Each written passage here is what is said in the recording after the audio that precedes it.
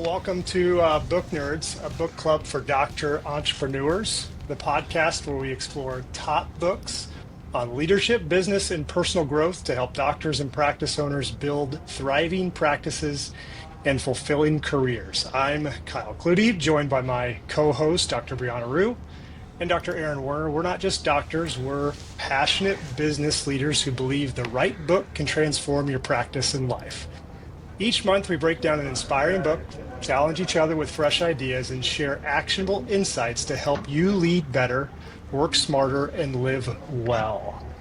So today we're talking about Storybrand 2.0. So who's excited about that, guys? I'm excited, This was man. a good one. It's changed everything. I can't watch TV anymore. Oh, That's really? right. Ruins everything. or listen to a song. Damn it. Yeah? It's weird when you figure out how you're getting manipulated, isn't it? Right? Yeah. And the formula is so simple, it's not even that hard to manipulate me. That's right. So yeah, we're reading Donald Miller's, or we read Donald Miller's Storybrand 2.0, which I think it was written the first time. The original Storybrand book was probably written maybe 2015 or 16 or something like that. No, I think it was earlier. Was it? Okay, maybe earlier than that. So this is the 2.0 version, so the updated version, and this was recommended by our co-host, our guest here, Daniel Palmer from Morther Creative Agency. So, Daniel, you're joining us today. You want to give us a quick introduction of yourself? Sure. Yeah. I'm a Storybrand guide, so that's kind of my connection with Storybrand. Ran across it back in 2018, I guess. I have a fractional CMO agency of sorts, so I work with optometrists, Texas native, so here in Temple, Texas, where I am. And yeah, love Storybrand. I've been a guide since 2020. My claim to fame is that we were the first digital class. So Donald Miller certifies guides to actually implement Storybrand. And in 2020, of course, we all know what happened. So we went from in-person to digital. It was a little bit of a mess, but it worked out. And it's been a really phenomenal way to transform how marketing happens, how we do messaging for clients. And so I love it. And I think it's impactful. I think any size business, any size practice can use it. So it's a little bit about me. It's awesome. Thanks for joining. Yeah. So cool. Well, right out of the gate, the number one question that I've been taking away is, and maybe we should get into the whole Storybrand process, but just asking myself who the hero is. And it hurt because I realized quickly that I'm not a hero. I'd retire the cape and the mask, and it completely flipped everything on its head. Certainly in the practice, right? On why we can't do something, how I engage with patients, how I engage with staff. Don't tell my kids, but I even think about that when I'm talking with them now, right? How can I make them the heroes, or help them see that? I guess not see that they're heroes, but like how do I engage, work this situation so that I'm not the one solving their problems. I'm just the one guiding them along the way. Yeah. Yeah, so I think if we back up, what the book is showing you is really how storytelling, we all remember stories over facts.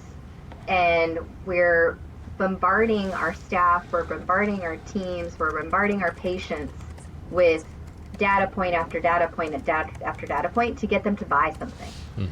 So the framework is you have to make, in this case, our patients are the hero, whereas the doctors are their guides to get them the care that they want. But we are confusing the daylights out of them in every form of the imagination. So I recently heard, it's a Gary Gerber quote that says, optometrists will talk themselves out of any sale. That's a good quote. And we do that. And so what we want you to take away, or my biggest takeaway that I hope people get from the hour that we're going to be here, is to get more clear on your message. So if you're not clear, that leads to confusion, and that leads to patients walking out of our doors. The more clear you are, like my myopia pitch, I've got that down into 2 minutes. Kyle and Aaron got their dry eye pitch down into that to sell IPLs and RF. how are we confusing our patients all the time? And even in the book, he's like, even eye doctors can use this. Did you guys catch that? I didn't see that. That's wild. No. I didn't catch that. That's great. It does. It was like right at the very end. He's like, even eye doctors can use this. It's right here. It says the best. It could just as well have been an eye doctor or a massage therapist to use this work. Yeah. Like, yes. Good call out. So that's the gist. But excited again to dive in. And I think, the clarity is huge, and his form of creating clarity is through story. And specifically, what you were saying, Aaron, is that the biggest mistake we all make is we position ourselves and our companies or our practices as the hero and not the guide. Mm-hmm. And so, he talks about, obviously we can go through like the 7 steps of a story, the Storybrand framework with the 7 steps there. But his big kind of premise is just that we make the mistake in our marketing, in our language, and in the way we talk to our patients, because we probably believe ourselves that we're the hero, and when we do all these things for our patients, we want to, we lack a little humility sometimes to think that we're the hero of their story. But the reality is people are the hero of their own story. So Aaron, you are a hero. You're a hero of your own story, and I'm a hero of my own story, right? But what we're looking for is we're always looking for not a hero to help us. We're all looking for a guide to help us follow and accomplish our own goals and carry out our own journey. So I think that was the big, light bulb thing for me originally when I read the first one, like, oh my gosh. And then you start looking at other companies' slogans. You start looking at anybody else in healthcare. I mean, just think about healthcare in general, how much hospitals and practices position themselves as the greatest hero to their patients of all time. It's like that seems like the gist of their marketing for the most part. Let me ask you guys this. So in your takeaway from the hero and the guide things, that's kind of the baseline premise, right? How are medical practices, how are optometrists positioning themselves as the hero? Like what are they doing in their marketing, in their communication that makes them feel like they're the people that matter, like they're the hero of the story? What was your takeaway from that? How would you apply that to your own practices? That's a great question. I think that it's there's a couple ways to answer it. For me, I think as a practice owner, I look at the dollars I invest, the time I invest, and I want credit, right? Kind of like as a husband, right? I want them to notice when I take out the trash and wash the dishes. So I want my patients to see that I just spent, this much money on new technology, right? Yeah, Lindsay doesn't listen to this, thankfully, so I can speak freely.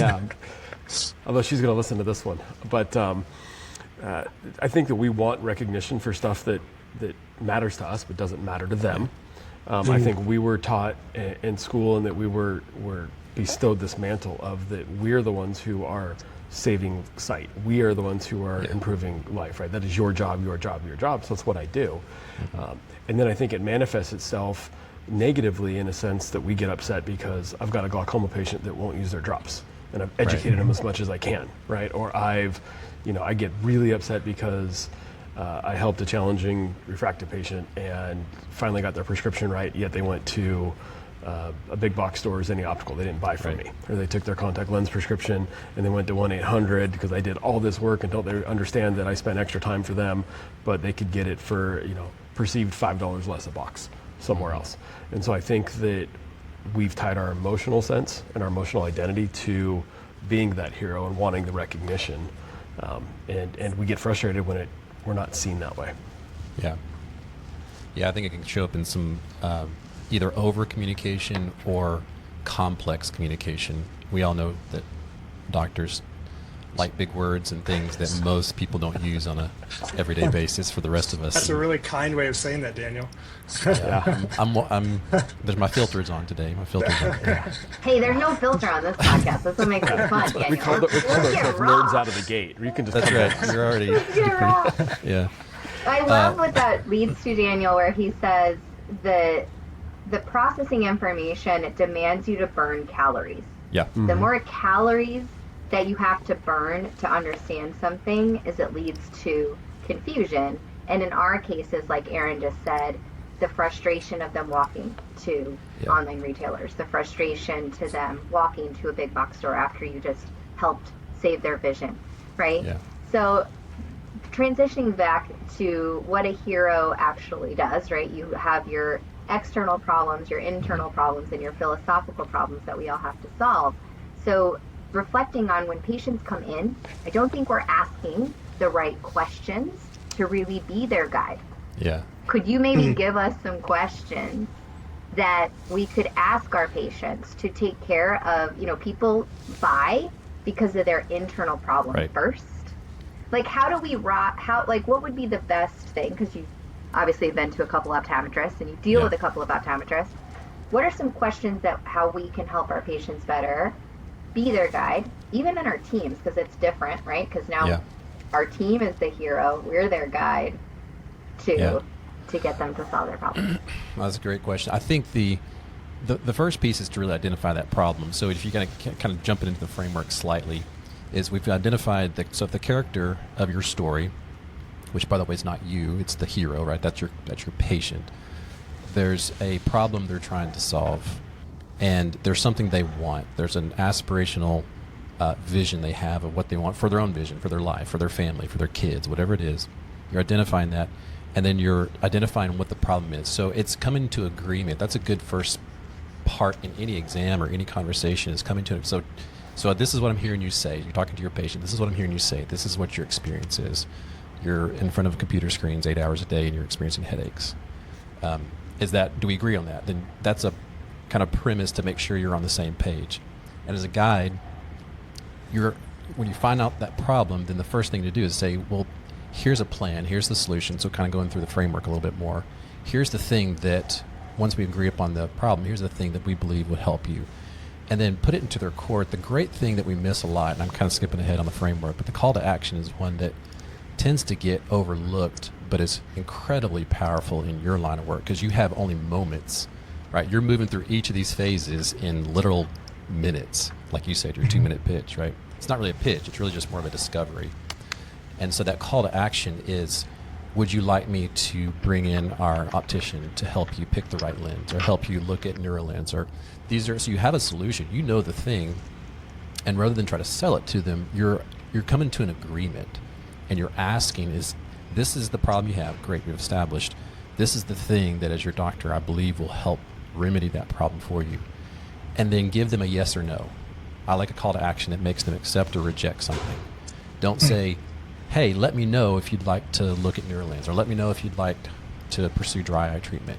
You say, can we get started on this? Or you say, would you like to talk to our optical side, or whatever this, make them say no, not right now, or yes, that sounds great. And that's a big sales thing too. That's the thing that if you give someone actually something they have to accept or reject, that's a very clear and powerful call to action. But sometimes we feel salesy. We don't want to say, just let us know. And that's not helping our patients at all because they don't know. You're the guide. You need to help them actually make that decision. And the answer could be no, or not right now. But at least you have clarity, and they have clarity on what the solution is. So that question at the end is, would you like me to bring in my optician to further discuss the treatment options that we have available for you to solve the problem that you're having in front of your computer 8 hours a day? Yeah. So or I think when we're doing... Yeah, go ahead. Well, just as you're scheduling the appointment at the end for the follow-up, it's not let us know when you'd like to schedule next. It's these dates work for you. That's a sales thing. We all know that. You get on calls with people and you say, hey, here's the next call. Let's establish the next engagement. And then they may cancel and they may not show up. But at least there's established, they have the power to say yes or no to whatever your next step is.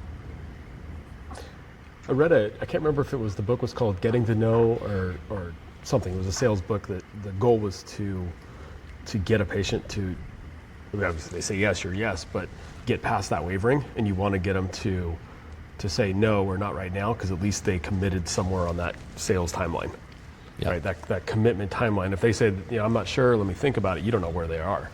But if they said no, then at least you had a spot that you could work forward from, and you had some sort of commitment from them, as to admitting where they're at. And I think for the StoryBrand piece, the thing so the StoryBrand's not really geared for sales, even though it's very applicable to sales, because you're really trying to understand where they are in their story, in their journey. And that's the whole front half of everything. Before you call them to action, you actually have to establish what the problem is, that you have what it takes to solve it, and you have a plan that you've given to them so that you can tell them what to do next. A lot of times we start right out the gate with, here's what we think you should do, without any empathy, without any sort of understanding of problem, and you get people turn off because they're just not ready they don't know that you understand what's going on. They don't believe you. They don't trust you. So you're establishing that trust and empathy in that first half of the conversation. But Daniel, I'm -2. All I have to do is take off my glasses and I can read. Why can't I read with my glasses on anymore? You went straight for that one, didn't you, Ray? There are some objections we cannot overcome with any amount of story branding. Believe me. It's not magic. I love this part where he says every time we talk about our products to potential customers, or again, patients, because nobody likes us to call our customers patients, guys, they're customers, okay? They have to start running on a treadmill. Literally, they have to jog the whole time that you're talking. How long do you think they're going to pay attention? So when we go into this dry eye spiel or this myopia management spiel, think of your patient that's on this treadmill and the mom that's trying, like her kid's running all over the place, or their eyes are dry and you're giving them 600 things to do. This comes to a clear plan. I think too, it takes just a little bit of time to come up with a 3-step process. For sure. And that's really all people can remember. We spit all this jargon at them. They don't care about what a meibomian gland is. Right? Like my dry eye pitch, I'm like, look. They want to know the lacrimal gland and the feedback mechanism, and there's 25 on the meibomian glands on the bottom and 30 on the top, and it could be inflammation, it might be blockage, it could be non-obstructive, it could be, it's just, I know. I love that.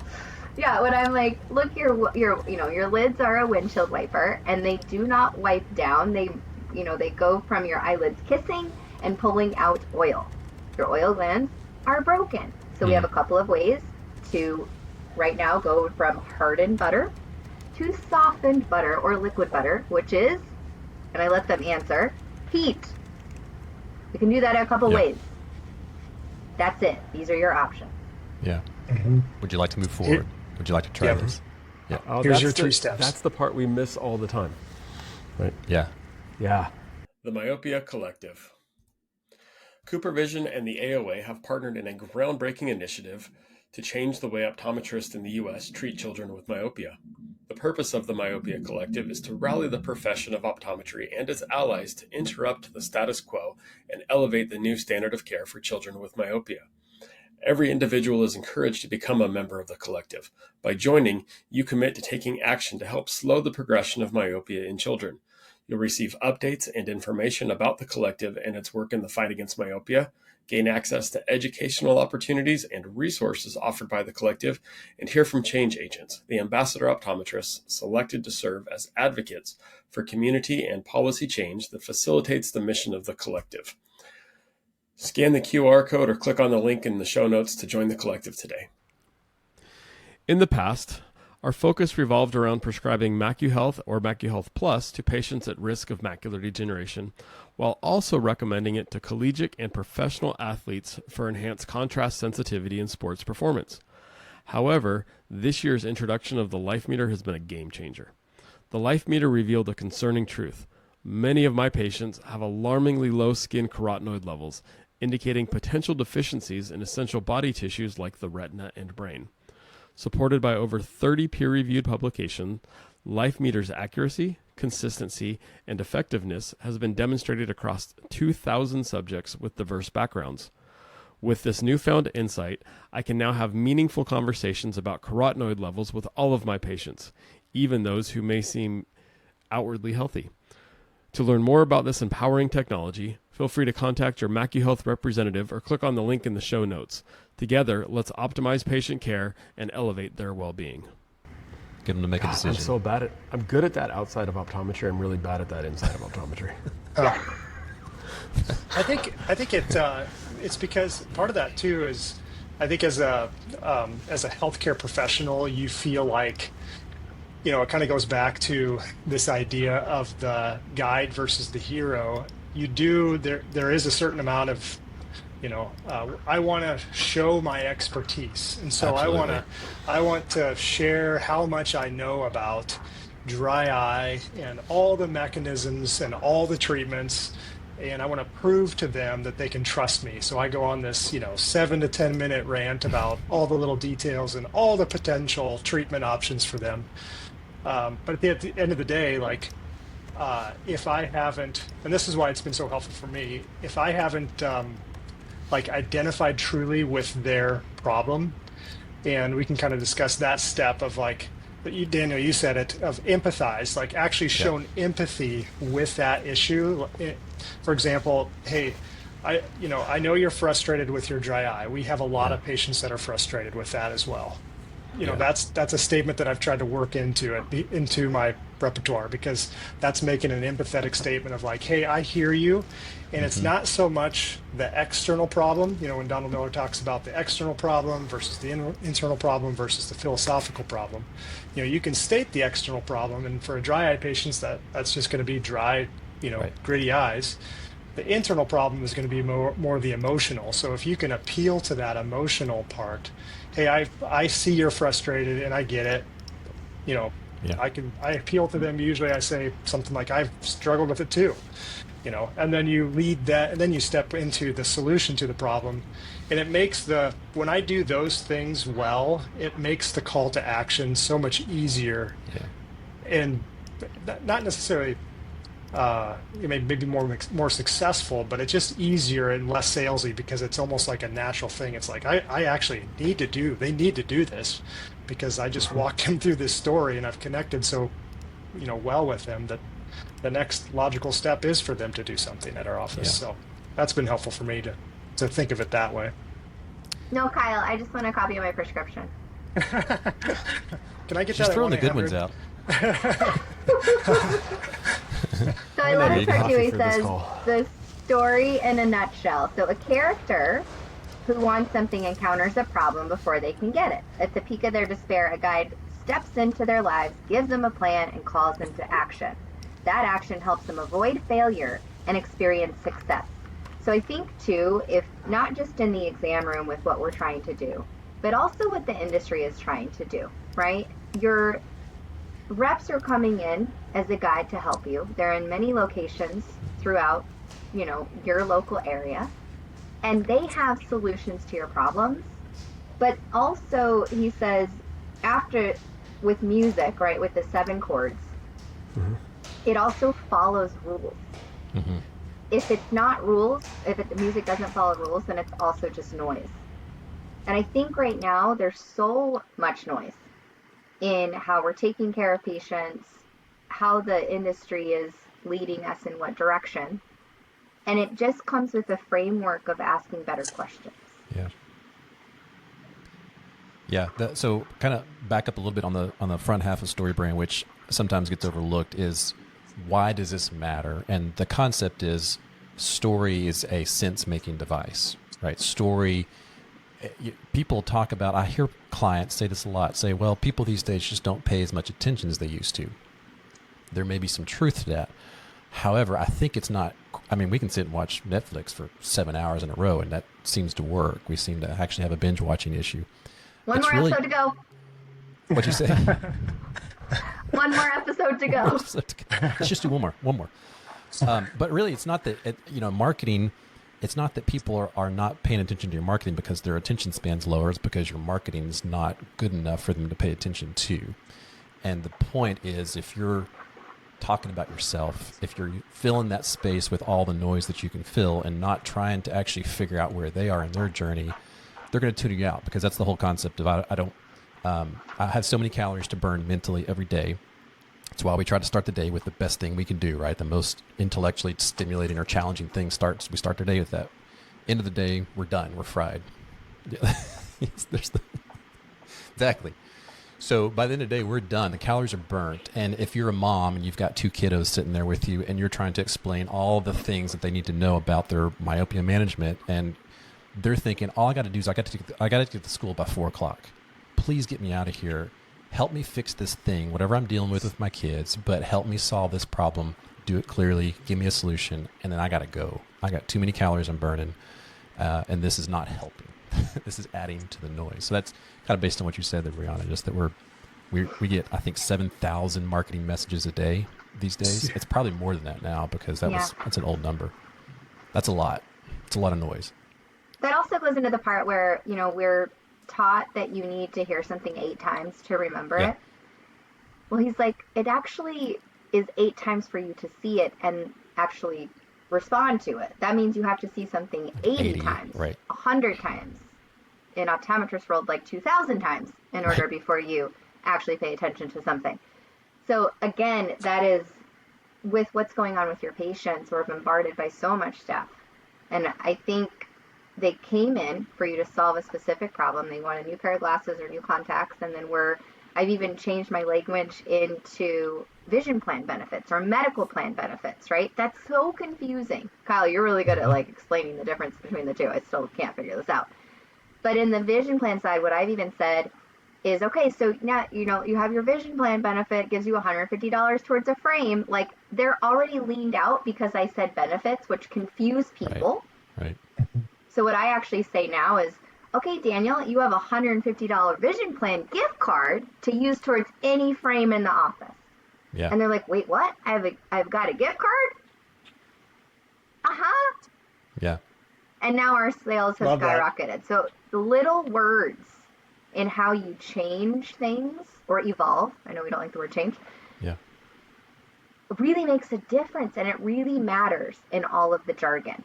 So again, back to meibomian glands or myopic maculopathy or macular degeneration. They just want to make sure they're not going to go blind. Right. So give me the tool and I will buy it. And then you have to pause. You have to wait for them to say yes, or you're going to, again, talk yourself out of the sale. Yeah. That's the 8-second rule, right? Give them 8 seconds. Count it down. Ask the question and then give them 8 seconds and see what happens. It's going to be forever. It'll feel like an hour and a half. 8 seconds. 8 seconds. Wow. Yeah, that's the... You're making a lot of optometrists uncomfortable right now that are listening to that. They're like, what? Can we just good. pause I have for to- 8 seconds right now? Just pause. Nobody talk for 8 seconds.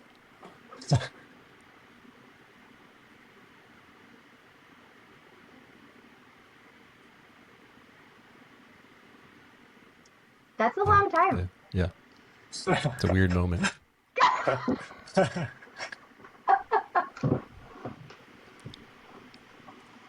Aaron, you're on mute. I don't know if I can hear you. There you are. Well, hopefully nobody's watching and can read lips. No, I said 8 seconds is short unless you're on a bull, and then it's That's it's a right. But I loved your point, Brown, about the words we use in the language. I went back and watched the first Star Wars, the original Star Wars, now Episode 4, but and how Yoda interacted and when he used words that Luke didn't know when he was training him, and when he used words he did. And it was interesting to see, he only used those big words when he wanted to make a point, and to talking about something that was completely unknown, right? When he brings in the Force, but he really dumbs it down, and it's clear that Yoda's smarter than Luke will ever be. But it was kind of neat to see how he interacted with Luke as a character. And I also really liked in the book when he talks about the characteristics of the hero and the guide. Yeah. Because we think of the hero as like Mr. Incredible, right? I can do everything, all these crazy things, when really it's that weak, kind of helpless, doesn't know anything, maybe has lots of potential but doesn't see it in themselves yet. And the two main examples he uses frequently in the book, both Star Wars and Harry Potter, right? Luke is kind of that weak, whiny little, crybaby, and Harry's great, but again, kind of that, insecure, unsure, weak person. And the exact opposite of what I think of when I think of a hero, where the guide has all the characteristics that we typically apply to a hero. And for me, that was pretty insightful because it made me feel better about not being the hero. because I identified more with the guide, right? At least in the as a doctor clinic sense. Well, and here you also have to identify the villain, right? So you have the hero, the guide, the villain. So in a lot of what we do, the villain is, thicker glasses for myopia management or a retinal detachment in their future. The villain is the dryness that they're feeling or their dry eyes where they can't go to parties. The villain is online retailers for contact lens sales. The villain is, I'm going to give you this prescription for a neuro lens and you're not going to be able to get it at one of those big box stores. So that again is what you're guiding them against, is what you don't want to happen. And I don't think we clarify that enough in these conversations, that they have to get shorter. We have to do more than ever in these eye exams. And the confusion that happens at the front desk, like even the villain for, annual supply sales, is my staff isn't trained because I've gotten 4 new staff members. So if we're putting processes in place to help us do this with easy to read pamphlets, easy to use talk tracks. That's why talk tracks become so important, especially if you have associate doctors. You want them to all be on the same page. Yeah. Can they all recite what your mission is? Why you're there every day? That's a fun exercise to go through. Some of what you're saying there too, Brianna, is the villain. The villain's kind of tricky to identify sometimes. When I do a lot of these brand scripts, I don't tend to speak too much to the villain, even though it's very important. I tend to go to the stakes, which is what could happen, because that tends to be a little bit more emotionally charging for people. Okay. And they know, so there's something that I could lose. Obviously for vision, that's a huge, huge thing. I think that there's actually data that says people are more afraid of losing their vision than dying.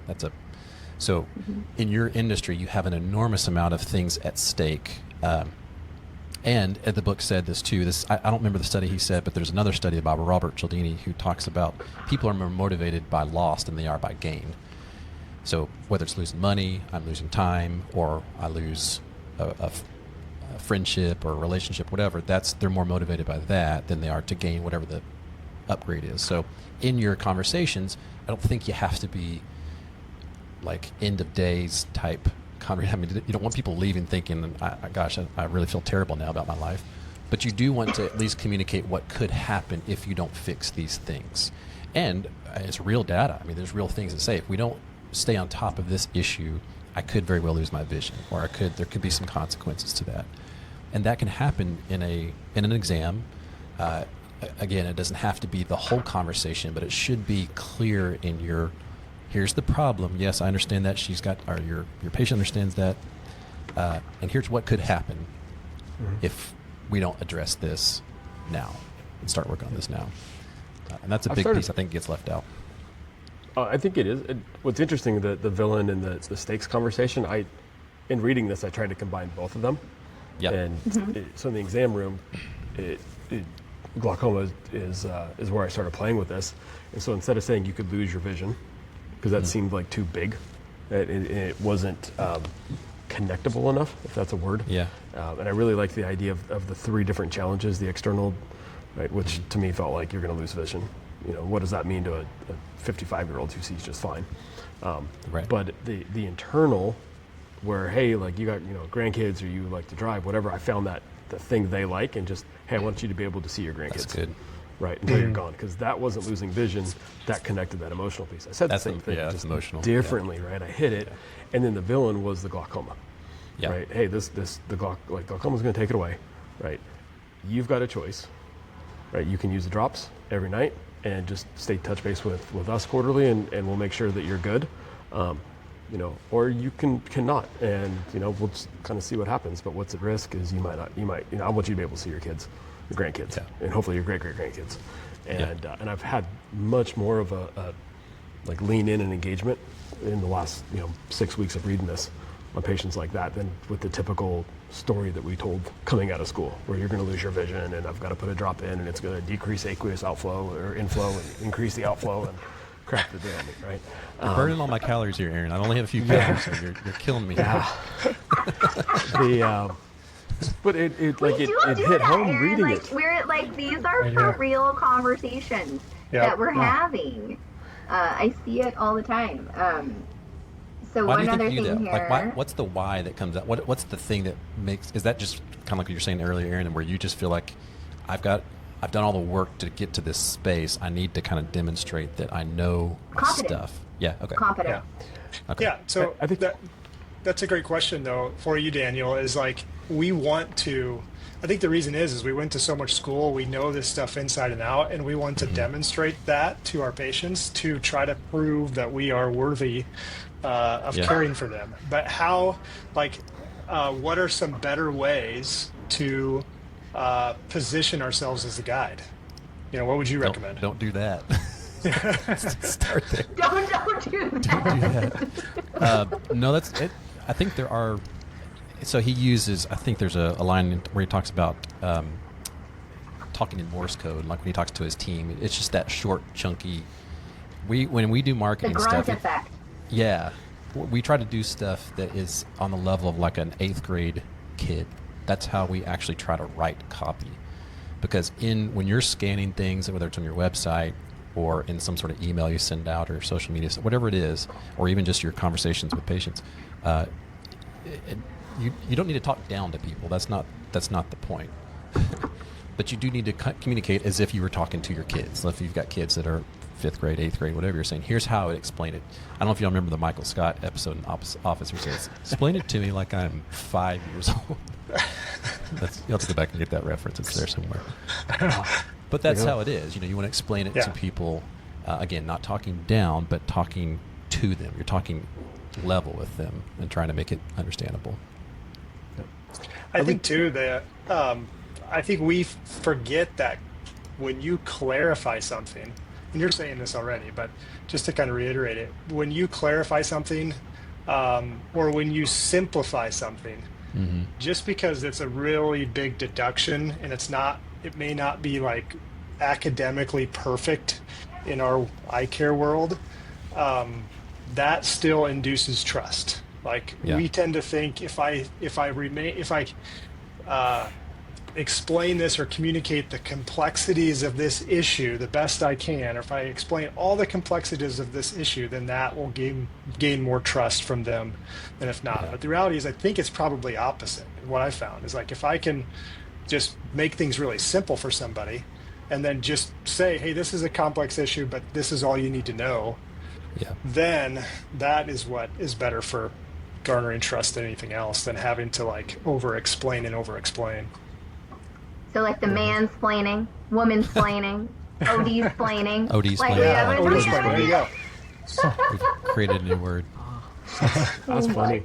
God. You know what else I thought I had during my head on this is that like we tie our success and our measurables to a finite number, and when you're telling a story and walking somebody through as a guide, it's not always that may not be the right measurable. So if somebody didn't buy glasses from me, I failed. If they didn't buy contacts from me, I failed. Obviously that's the outcome we want, but it becomes a binary I pass fail. If they didn't take the drops, like I said, or whatever the case is. Whereas when you're the guide, it allows them to still have a choice, which doesn't make me own the full responsibility, but it puts me in a different place to say, okay, well, if they aren't quite there yet, I can still keep working with them. I can still keep coaching them. I can still keep helping them come along. And so it takes that binary, I won, I lost, to we're still working together towards something, and I just need to meet them in some place a little different. Yeah, that's where I use the word like evaluations over follow-ups. Follow-ups to me mean free. So let's say I've got a kiddo where I really want to start myopia management, and I cannot get the mom on board I'll try to figure out why. Maybe they're doing an orthodontic treatment, or they're going through something bad with the family. There's just something they're not saying yes, and they're maybe not going to tell you. I am really good about getting that out. But seeing them back in 3 months for an evaluation, or if they think their dry eye is not that bad, see them back in 30 days and do a bigger evaluation. I think we're fitting too much into these comprehensive exams and forgetting that we can bring people back. So what I'm seeing happen with dry eye and myopia management, Aaron, we've had this conversation where it's like they get to the front, like, okay, Daniel, Your copay is $10. Your Optos is $39. Your supply of contacts is $936. The glasses that we're going to get you with your neuro lens is $755. And the dry eye treatment that Dr. Werner's prescribing, he wants you to take these vitamins, he wants you to take these drops, he's going to see you back in 2 weeks for an IPL RF treatment, and your little kiddo that we just saw, we're going to start them in a myopia management treatment that's going to cost us $2,000.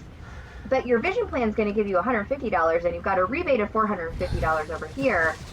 That's the treadmill. That what you... There's the treadmill. How many treadmills do we have in our office? Like, maybe that's actually what I'm taking away from this, as when I'm talking, did I actually put the patient on a treadmill? Yeah. I think what you're talking about there is what I would call just the whole patient journey. You're thinking through from the first visit. They come in, you're trying to figure out, why are they here? Is it just for a regular exam, or is there something bothering them? Is there something with their kids? And then you're seeing the full success story for them, and you're almost like a guide does. You're almost kind of predicting. You think about Gandalf, like in the Lord of the Rings. He knows, they know what's coming, they know what's happening, and they just reveal piece by piece. And so when a patient comes in, you're able to identify what's the main thing that's happening now that we can help you solve. We know there's 10 other things that we're going to try to help you do as well, that they may be suffering from or experiencing, or maybe it's a family member or whatever. And you're trying to just move them to the next phase in their journey. Not like in a salesy way, but you are trying to figure out how can I help this person, knowing that it may not be all today. It could be 3 months from now, it could be 6 years from now, but you're in it for a long journey with them. And if you can identify those steps and then how to move them to that next phase. So here's where you are now. Great. Let's think about this. So the next appointment, what we're going to do is look at this. And that's just a very different mentality. I don't think there's any medical practices that kind of approach medical care that way, where they're trying to, I mean, there may be some like in the functional medicine or comprehensive medicine stuff, but not as much in, you've got a thing, I'm going to fix it today, see you when I see you type thing. Primary care doctors think this way. They're like, Sure. You came in for one specific problem. If you start to talk about another problem, they're like, nope, you got to come back in another visit. Yeah. Aaron, where do you think we go wrong in, like, how have we gotten down this rabbit hole of so much in one visit? I was just thinking that, because when I trained for my first marathon, the first time I ran a marathon was race day. And I never ran that distance in training. I never ran 26 miles in training. The furthest I ran in training, I think, was 22 miles. And for some reason, I think that part of it is a little bit of an identity, lack of self-confidence, right? I want to give you instant gratification as opposed to seeing it as a journey. I want to show you right now. We're so excited about the new product or service or toy or whatever we just have, and we know we can fix it, so we know we can get you to that end point so quick. I think that we just lost sight of the entire journey. Sometimes even with staff members, we get frustrated with when we hire them, and in 4 weeks, they're not performing how we want. Yeah. When we forget the fact that we went to school for 8 years to get to that point, right? And so we don't give them the same level of grace, because we forget the journey we were on. We just know where we're at right now. Yeah. And so while it being, putting a patient on a treadmill or a customer on a treadmill is not what you want, I think I like the metaphor of looking at the entire journey as a marathon, right? Treating dry, treating myopia management, right? Maybe the first step is just acknowledging and signing up for the race, where you don't even own running shoes yet. Yeah. Right? Maybe the first step is, hey, you can't sign up for the marathon until you can run a 5K. Let's make 5K the first goal. So maybe getting you onto atropine or in my sight isn't the goal for myopia management. It's like, let's just have you come back and talk about it some more. Yeah. Maybe that's the first step, and so we need to rethink what that journey looks like, and not have the end treatment goal always be the first step. Maybe that's further down the tying line. that back, Aaron, to what you said, like, I think we have gotten to this point of like sale or no sale. They walked or they didn't walk. That's the binary. Because that's how we're rewarded financially to keep everything going. But realizing, like, I like the marathon version. It says stories, events mark the beginning and ending of chapters. And so looking at eye care, health care, it's different chapters in your life, right? So like there, you and I were talking about dry eye, and who that goes into, and it's women over 40, right? Yeah. And then you had a dad euphemism you've got to share. What was your quote with your daughter? We were talking about your daughter. Like, just what makes people different? What's that wow factor that people have? And it's seeing the problems, being able to quickly solve it. And what's your quote that your daughter now says back to you? That do what you need to do before you do what you want to do, and then you'll have plenty of time to do what you want to do. But if you do what you want to do first, right, the whole thing falls apart. Yeah. So that's good advice. It's interesting that I'm constantly evaluating as we're talking, and all the examples that he used in the book are not even trilogies, right? Because Star Wars is a trilogy of a trilogy. There's 9 episodes. Right. And Harry Potter had 7, 8 books, 9 books, like, I mean, a bunch of books, right? And in every single one of those books, the guide and the hero failed multiple times. For sure. Yeah. Right? I mean,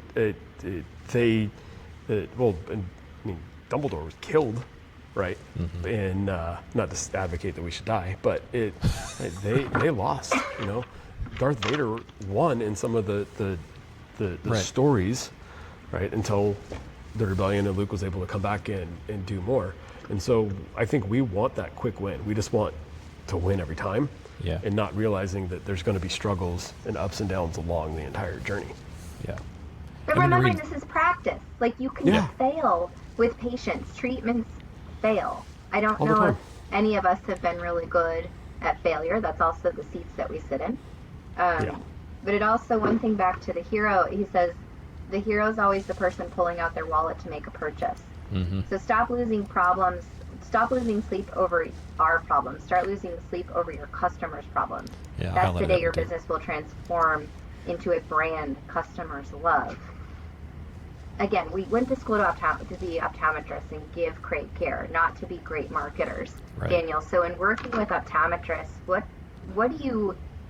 what's this aha moment that they get? Because, like, I hate marketing. Like, I freaking, like, again, I went to optometry school. I did not go marketing. You hate bad marketing. It'll qualify it somewhat. Good marketing. I always say to, like, my co-founder, Jen, I'm like, I'm really good at ideas. Now I need somebody to just go make them pretty. Right. Like, go make this pretty. I always say that all the time. Yeah. Go make it work is what How that do really we means, make this pretty? Who do we need in our wheelhouse? Because, again, this is all great, but how do we take action here? Yeah. Give us some steps for marketing that we can better our practice, better our patients, help our practices thrive. That's what we want to do in order to take more care of of our patients. Yeah. It sounds like you need a guide. Nicely done. I like that.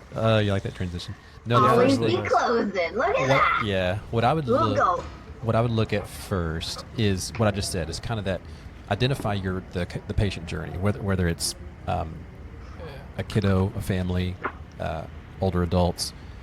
Identify what's happening in their lives now that would actually stimulate them to set an appointment with you guys. What's going on? What's something emotional, something physical happens, which triggers that emotional reaction, which then triggers the philosophical, which I shouldn't be this way. I shouldn't miss my, be able to drive my kids or my grandkids around.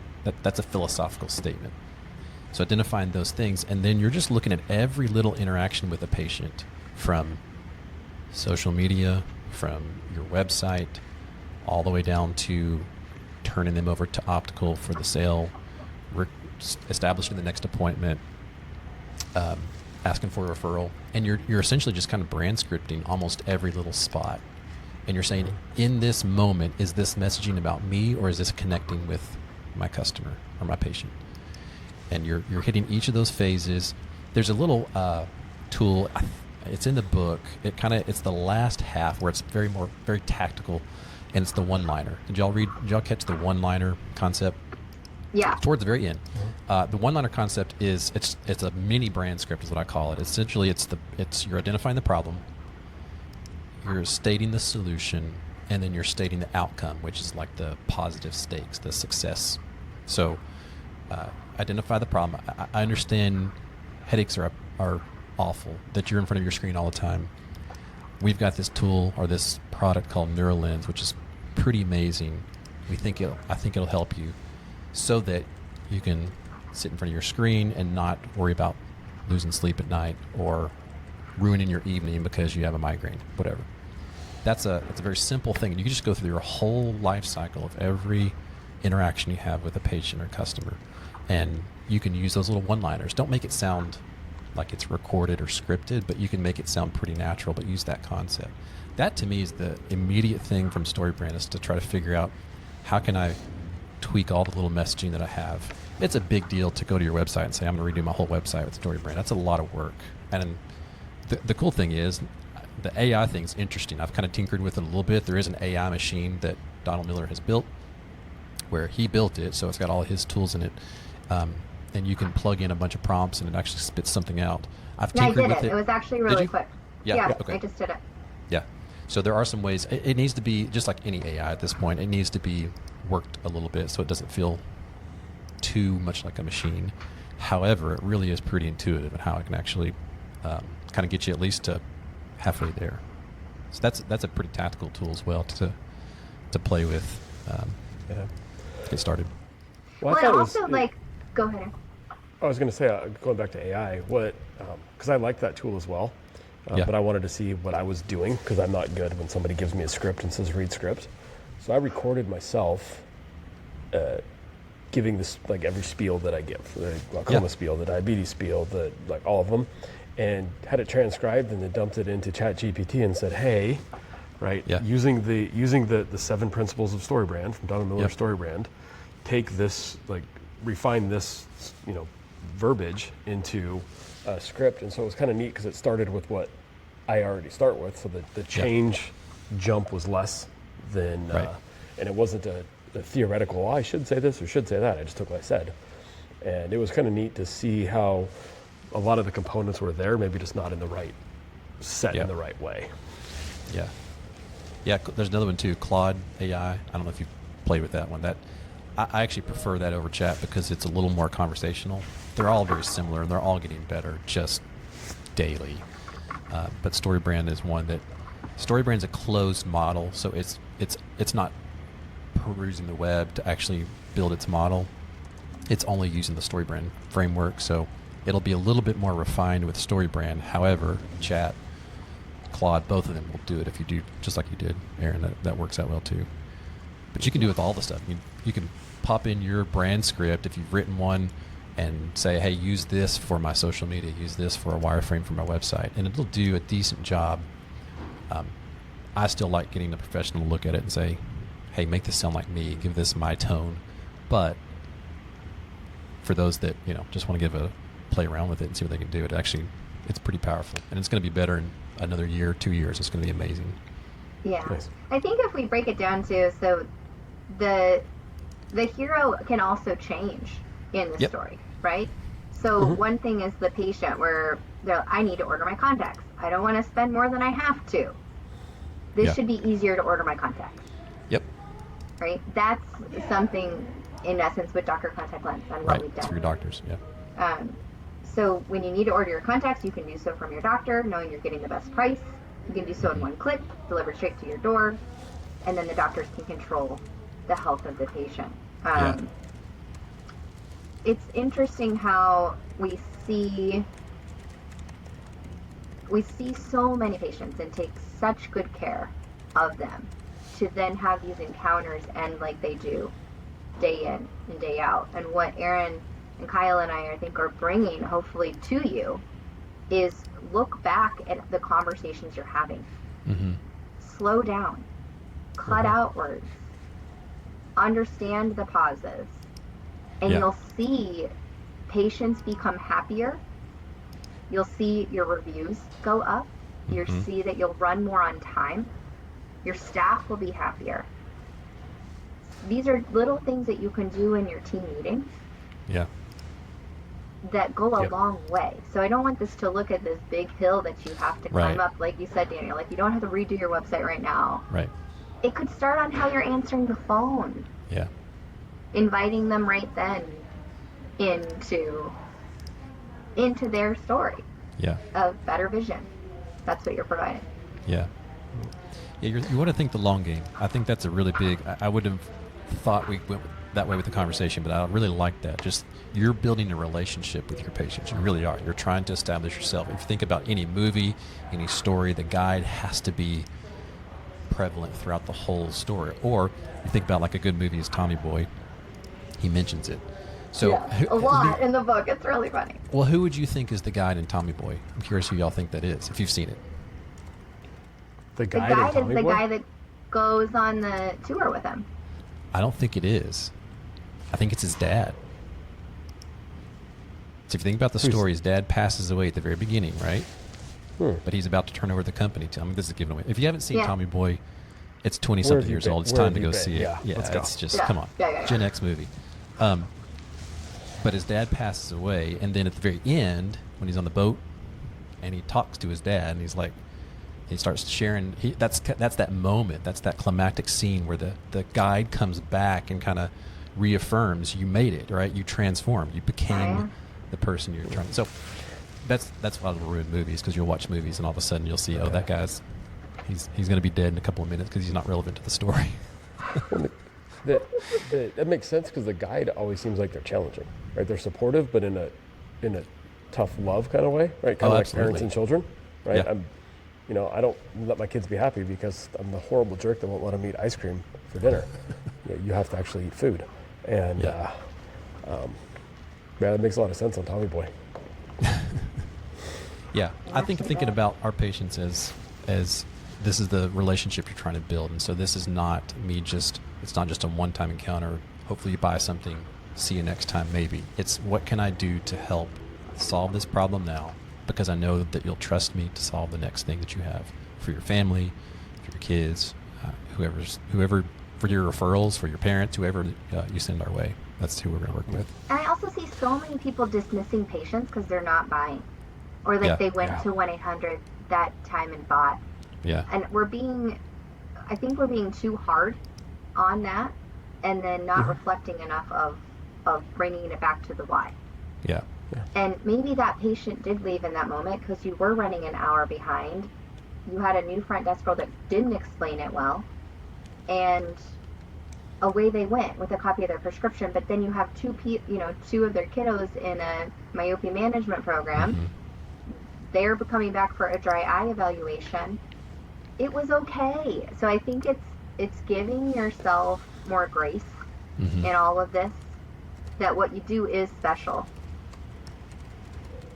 If you can keep it simple, clarify, and again, be on a journey with the patient through their vision life cycle, right? Yeah. From the first time they get their first pair of glasses to their first pair of contacts to then essentially going on for LASIK and then cataract surgery. Hopefully they don't have a retinal detachment along the way, and right? So just looking at this journey through your practice, we saw that in the practice that I purchased, where he was aging out with his practice, and I came in and rejuvenated it with younger patients.